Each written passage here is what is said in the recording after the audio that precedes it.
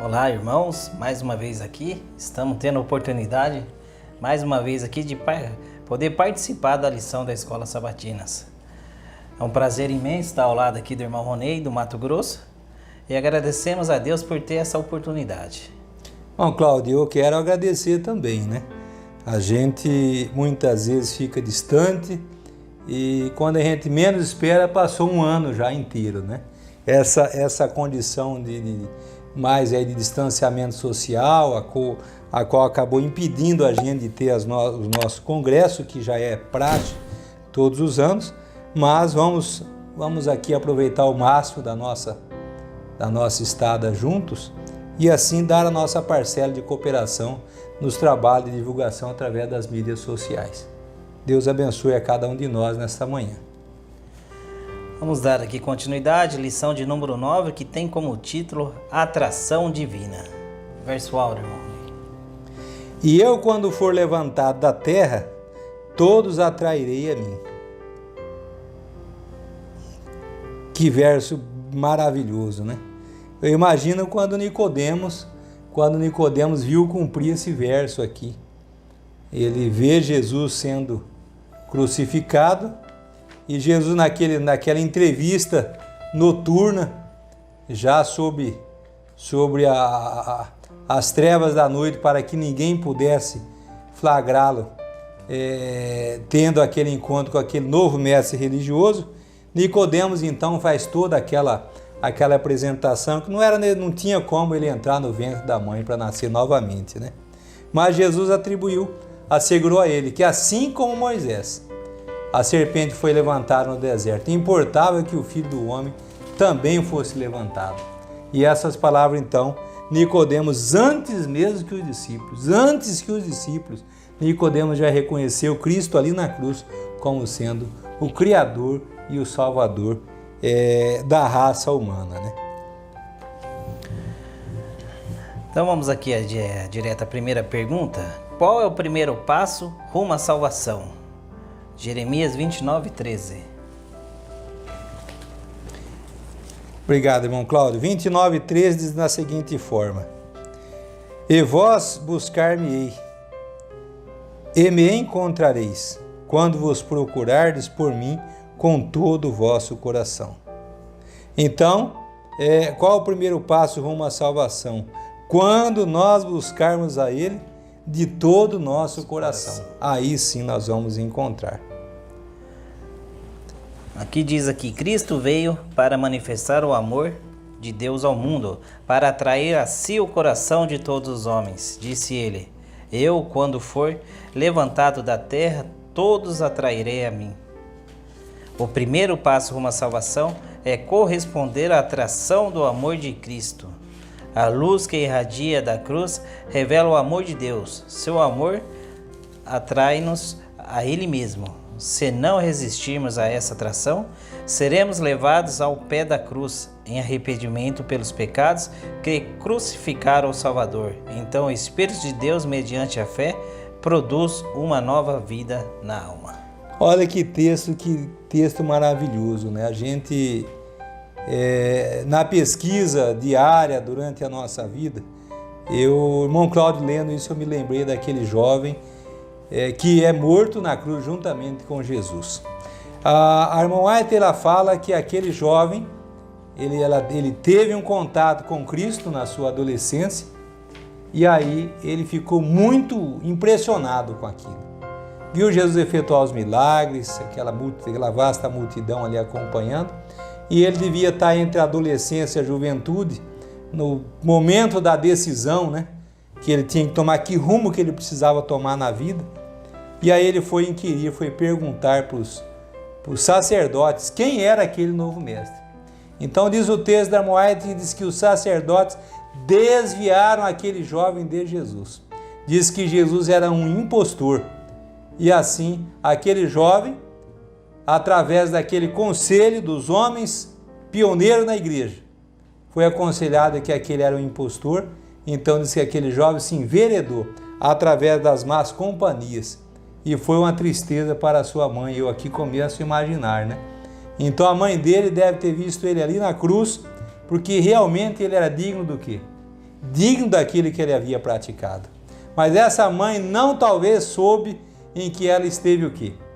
Que aquele jovem esteve justamente com aquele que seria o Salvador, e ele será contado dentre os salvos. Então aqui, o primeiro passo rumo à salvação, o que eu quis trazer a respeito dessa experiência aqui, é que Jesus já tinha atraído ele, e por outras influências ele desviou, mas quando ele teve a oportunidade, ele diz, olha, nós estamos pagando pelo que nós devemos, mas este homem aqui do meu lado não tem culpa nenhuma, não deve nada. Eu só vi, em outras palavras ele estava dizendo, eu só vi esse homem fazer coisas boas, esse homem operou milagres, curou cego, manco, aleijado, com a mulher com fluxo sanguíneo, deve ter enumerado uma série de milagres que Jesus havia feito, e Jesus não tinha dignidade para morrer daquela forma, mas ele creu e disse o quê?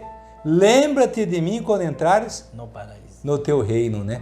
No paraíso. E Jesus disse o que para ele? Hoje mesmo te digo que estarás em breve comigo no paraíso, no meu reino.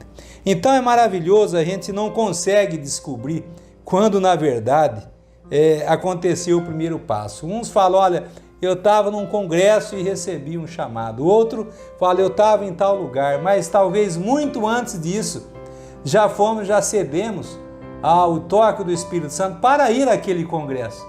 O congresso foi outro passo, mas o primeiro passo foi nós termos aceitado para termos ido até lá. É aceitar o conselho de uma pessoa que é temente a Deus, de várias maneiras, né? E o texto aqui enfatiza que o primeiro passo rumo à salvação, não é o primeiro passo ao qual a pessoa está salva, não. Aqui é o primeiro passo rumo à salvação. É corresponder à atração do amor de Cristo.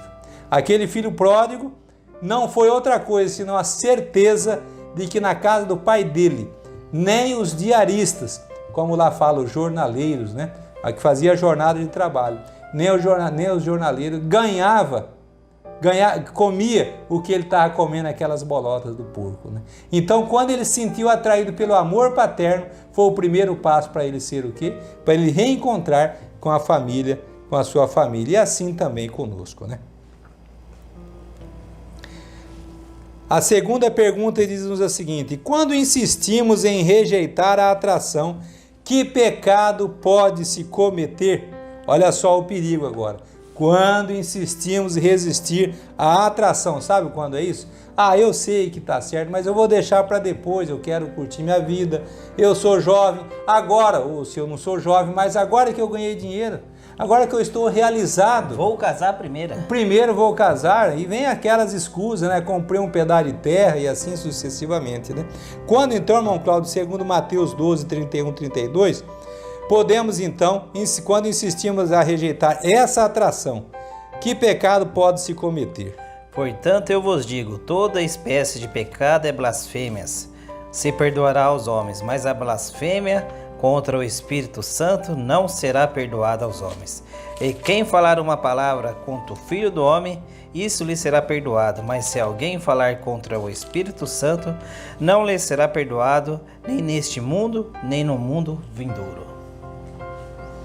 Olha só, se nós resistirmos ao toque do Espírito Santo, a essa atração, nós podemos cometer o pecado contra o Espírito Santo.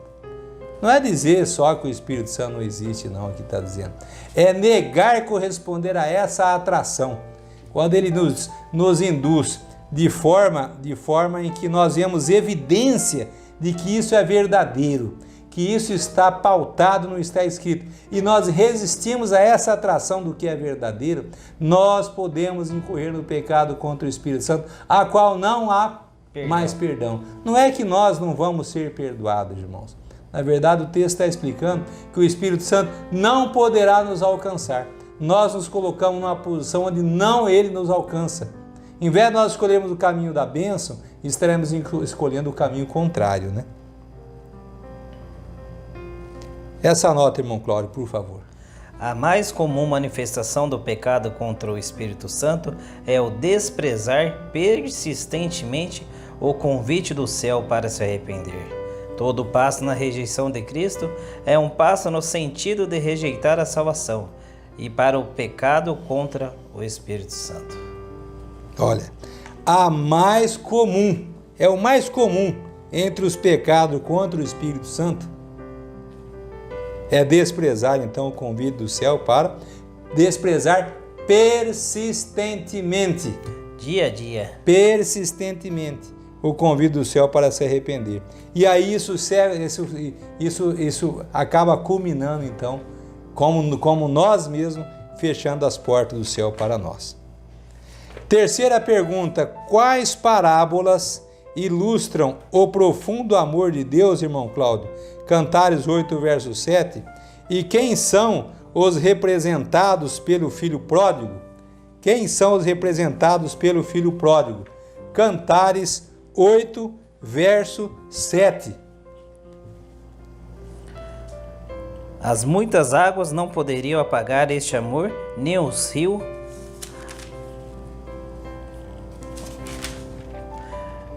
rios afogá-los. Ainda que alguém desse toda a fazenda de sua casa por este amor, certamente a desprezariam. Ah, pensou que coisa maravilhosa? Que parábola que é ilustrada aqui. Quem são representados pelos filhos pródigos também, né? A dracma perdida é dito aqui, mas aqui está dizendo de um amor, irmãos, de um amor que nem as águas dos mares, dos rios poderiam afogar esse amor. Tão grande era esse amor. E também se alguém desse todo tipo de melhor tecido que tivesse em sua casa por esse amor, certamente o desprezaria. Ele sabe que amor é esse? É o amor verdadeiro, o amor altruísta, o amor que nos move de forma a termos gratidão a Cristo e olhar para todas as coisas fúteis e desprezíveis deste mundo, seja aquelas que são acariciadas por nós, em relação com aquelas que são para a eternidade, né? Quando nós damos o devido valor à vida celestial para a eternidade, nós vamos observar que isso não é nada, isso verdadeiramente é um lixo. É uma vida de passagem que nós estamos aqui, tendo a oportunidade de fazer boas escolhas e que assim então possamos fazê-la no nosso dia a dia, né? Essa nota diz-nos assim: as parábolas da ovelha e da dracma perdida e do filho pródigo apresentam em traços claros o misericordioso amor de Deus para com os que dele se desviam. Então são as três parábolas: dracma perdida, filho pródigo e da ovelha perdida. Isso apresenta claramente o amor de Deus por quem se desvia dele. Embora se tenha dele apartado, Deus não os abandona na miséria. Está cheio de amor e eterna compaixão para com todos que estão expostos às tentações do astucioso inimigo. Terminando, na parábola do filho pródigo, é-nos apresentado o procedimento do Senhor com aqueles que uma vez conheceram o amor paterno, mas consentiram ao tentador levá-los cativos à sua vontade. Olha só aqui, sabe o que ele está dizendo? Que todos nós temos oportunidade, ainda com aqueles que tiveram na prodigalidade, ainda aqueles que tiveram essa experiência do filho pródigo que foi deixada, para assegurar que ainda que ele tenha se desviado, o amor de Deus é tão grande que as águas do mar não poderão afogá-lo e que nenhum tecido também poderá ser permutado por esse amor, seriam desprezados. Então, tudo que é desse mundo, ele é desprezado em relação ao amor de Deus. E essa é a maneira que nós devemos confiar nas promessas divinas, pois todos nós estávamos mortos em ofensas e pecados.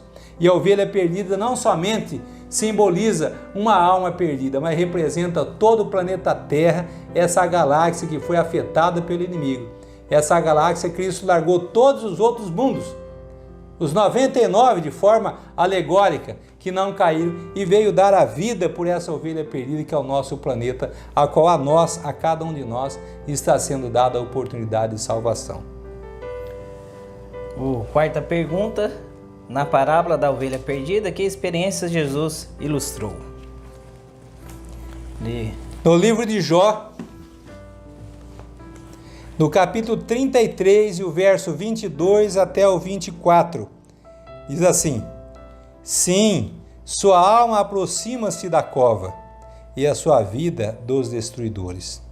Se houver um mensageiro com ele, um intérprete, um entre milhares para mostrar ao homem a sua retidão, então mostra-se gracioso para com ele e diz: livra-o de descer a cova, eu encontrei um resgate. Sua carne será mais fresca, até o 24, né? Sim. E encontraria um resgate. Aqui o texto aqui nos diz: na parábola, o pastor sai em busca de uma ovelha, o mínimo que pode ser numerado. Assim, se houvesse apenas uma alma perdida, Cristo por ele teria morrido.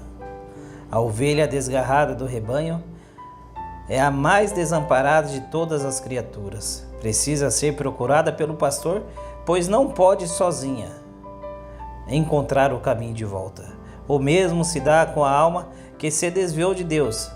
Está tão desamparada quanto a ovelha perdida, e se o amor divino não fosse salvá-lo, jamais poderia achar o caminho para Deus. Então a pergunta: na parábola da ovelha perdida, que experiência Jesus ilustrou? A nossa experiência, né? A outra: ele pode o desviado voltar sozinho a Deus? Não. Por si próprio? Não. Mas o que nós geralmente recebemos a sugestão do Satanás? De que maneira? Olha, depois você volta, vai curtir um pouco o mundo, depois você volta, como se a pessoa tivesse essa autonomia, né? A hora que eu quiser eu volto. A hora que eu quiser. E ele acredita, o grande problema é que o pecador acaba acreditando na sugestão do Satanás.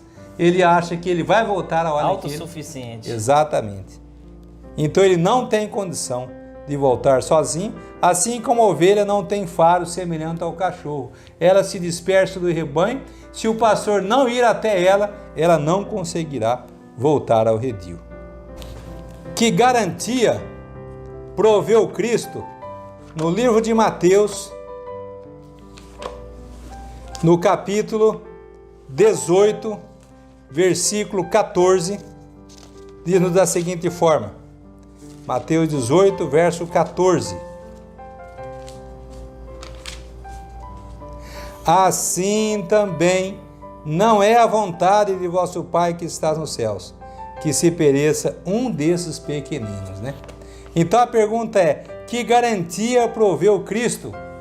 Ele proveu o meio para que nenhum de nós perecêssemos.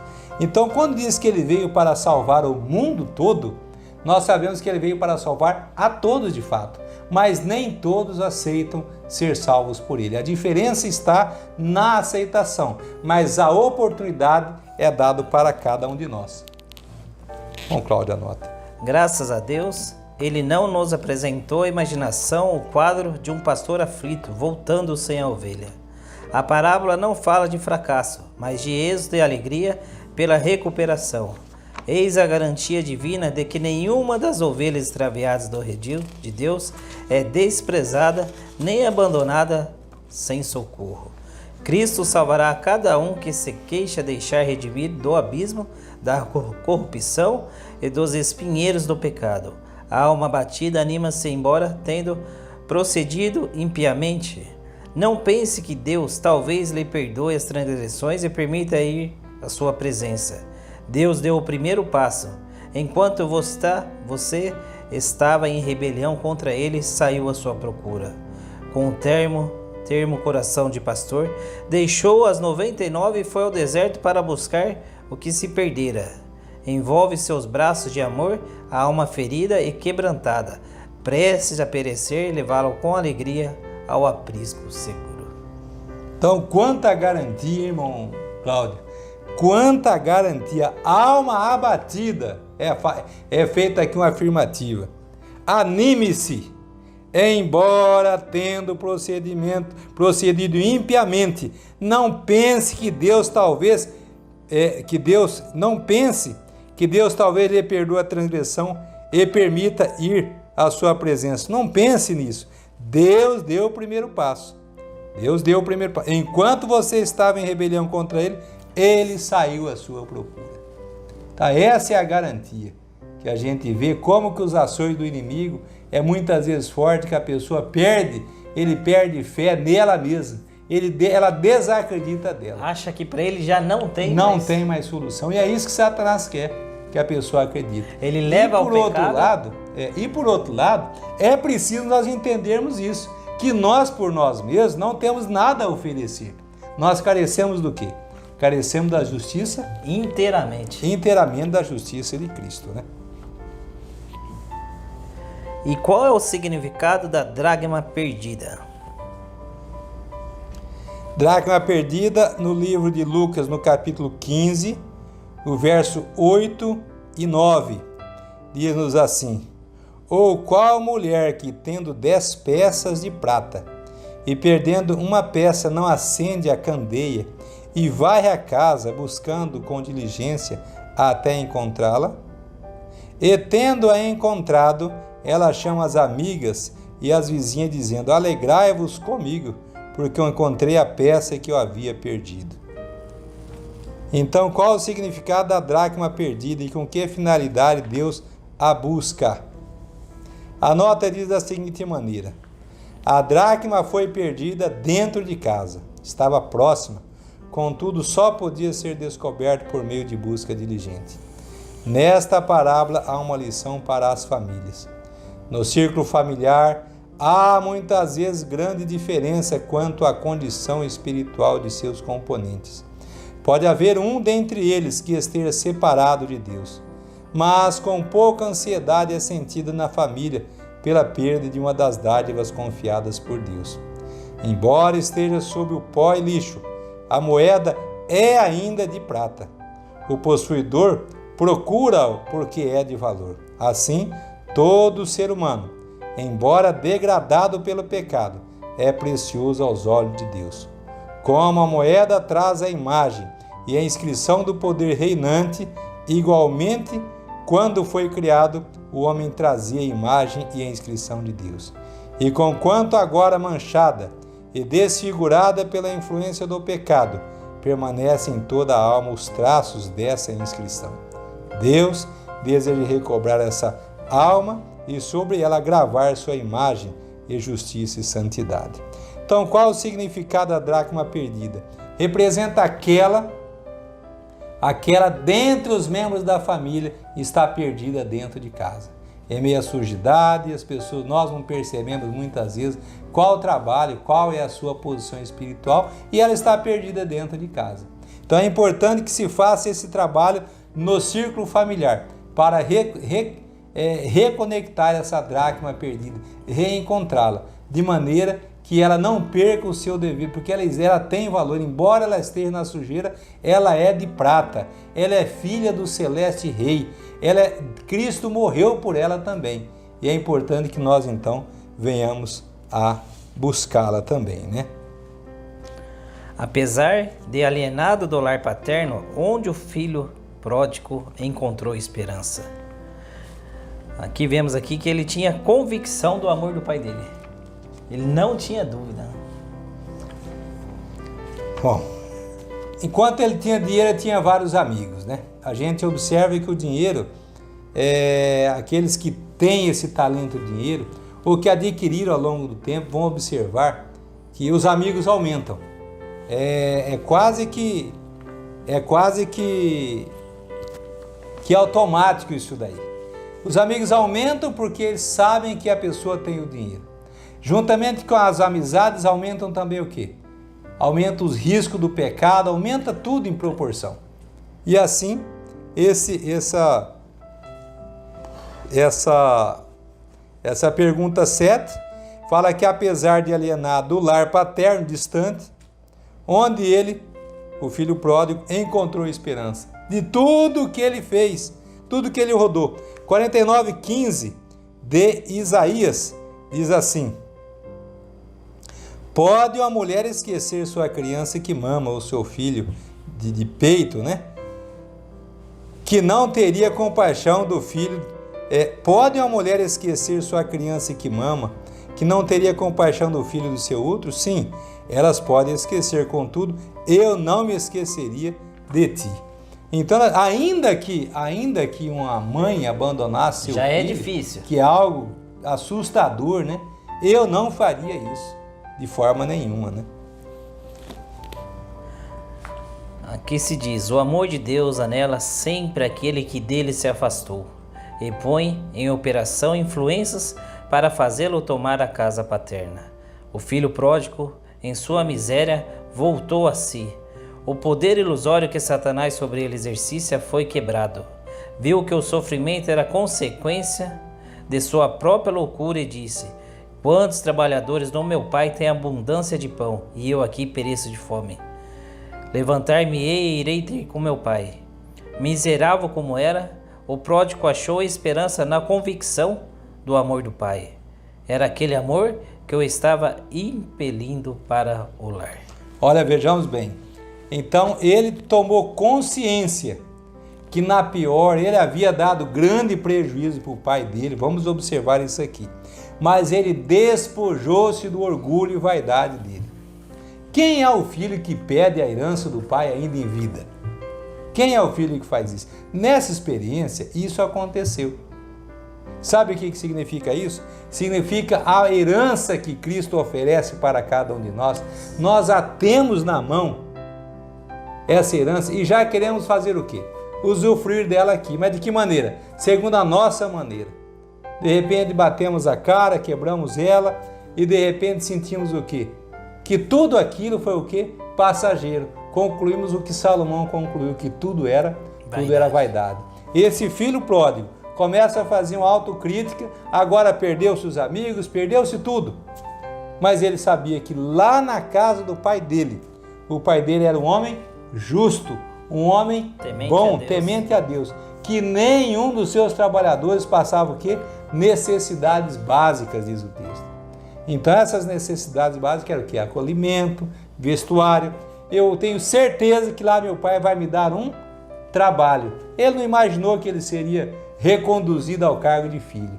Ele falou: eu quero ser um trabalhador do meu pai, eu já estarei contente, né? E onde encontramos esperança hoje? Então, onde nós temos esperança hoje? No livro de Isaías, no capítulo 30, versículo 3,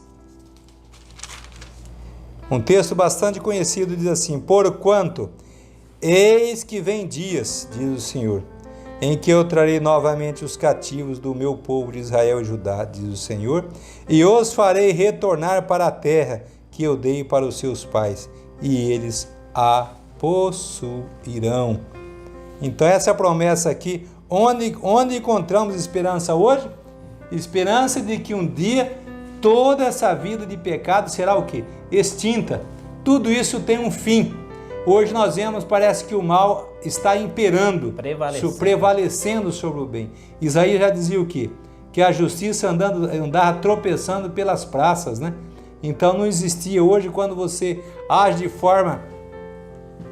de forma honesta, numa atitude de achar alguma coisa, então nós muitas vezes somos taxados de quê? De uma pessoa incomum à sociedade do momento.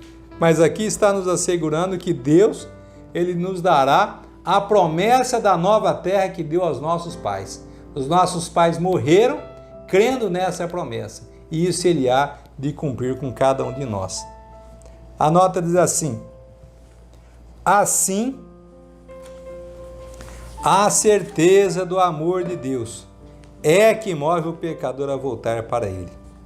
A benignidade de Deus te leva ao arrependimento. Uma cadeia dourada, a graça e compaixão do amor divino é atada ao redor de toda pessoa em perigo. O Senhor declara: com amor eterno te amei, também com amorável benignidade te atraí. Então essa foi a maneira em que Deus nos amou, com amor eterno. Não é um amor passageiro, não é um amor que a hora que vem a crise, a adversidade, começa já a se questionar se ele verdadeiramente era amor. Não é amor que onde se fala que muitos casamentos não foi Deus que o instituiu. Não foi Deus que fez um casamento onde já se viu Deus fazer um casamento em que a mulher aprontou com o marido ou que o marido aprontou com a esposa. Não foi Deus que fez aquele casamento. Deus fez o casamento. Agora o casal não honrou os votos que fizeram, nenhum para com o outro, nem para com o nosso Criador.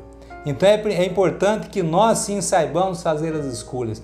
E as escolhas devem ser feitas de maneira que nós possamos honrá-lo na presença de Deus e na presença dos homens. Mesmo em meio às adversidades, mesmo em meio às diferenças culturais, as diferenças de caráter, os defeitos que nós temos, é preciso sim nós honrarmos a Deus para que essas promessas que foi dada aos nossos primeiros pais se cumpra com cada um de nós. Com o amor eterno te amei, também com amorável benignidade te atraí. A nona pergunta: quem opera no coração humano o desejo de voltar ao lar paterno? Quem opera no coração humano o desejo de voltar ao lar paterno? São João 16, verso 13. No entanto, quando ele, o Espírito da verdade, vier, ele vos guiará em toda a verdade, porque ele não fala de si mesmo, mas tudo o que ele ouvir, isso lhe dirá e vos anunciará as coisas vindouras. Então, quando aquele Espírito de verdade vos vier, ele vai guiar o quê? Em toda a verdade. Esse é o trabalho do Espírito Santo. Ele quer que nos deixemos ser guiados por ele. Quantas vezes no nosso dia a dia, nós sendo guiados por ele, não fizemos coisas erradas? Quantas vezes por dia nós não falamos isso? Olha, se não era o Espírito Santo, eu teria cometido um ato errado. Mas ele disse, olha, cuidado, eu atentei, não acabei cometendo. Então, que assim é o Espírito Santo, ele quer nos guiar. A pergunta é, quem opera no coração do homem o desejo de voltar ao lar paterno? Quem é que opera? A nota diz, mas mesmo esta parábola, terna e comovedora como é, não consegue exprimir a infinita compaixão do Pai Celestial. O Senhor declara por seu profeta, com amor eterno te amei, também com amorável benignidade te atraí. Enquanto o pecador está ainda distante da casa paterna, esbanjando os seus bens em terra estranha, o coração do Pai anela por ele, e cada desejo de voltar a Deus, despertado na alma, não é senão o terno instar do seu espírito, solicitando, suplicando, atraindo extraviada para o amante coração paterno. Então o Espírito Santo opera no coração da pessoa. Ele está lá esbanjando os talentos que ele adquiriu. Qual talento? Talvez o talento voz, talvez o talento riqueza, talvez o talento influência. Ele está usando para que maneira? A maneira de desonrar a Deus. Naquele instante, todo o desejo de retornar à casa paterna que surge é o instar do Espírito Santo no coração dele. E Deus então faz o quê? Atrai o extraviado para o amante coração paterno. Esse é o trabalho do Espírito Santo, instar conosco. E que possamos, mediante o instar do Espírito Santo, corresponder e colocar isso na prática. 10ª pergunta. Quem mais coopera nesta obra de atrair o pecador? Hebreus 1,14. Hebreus 1,14 diz-nos da seguinte forma: não são todos eles espíritos ministradores enviados para servir aqueles que são herdeiros da salvação? Olha que coisa maravilhosa. Quem mais coopera nessa obra de atrair o pecador?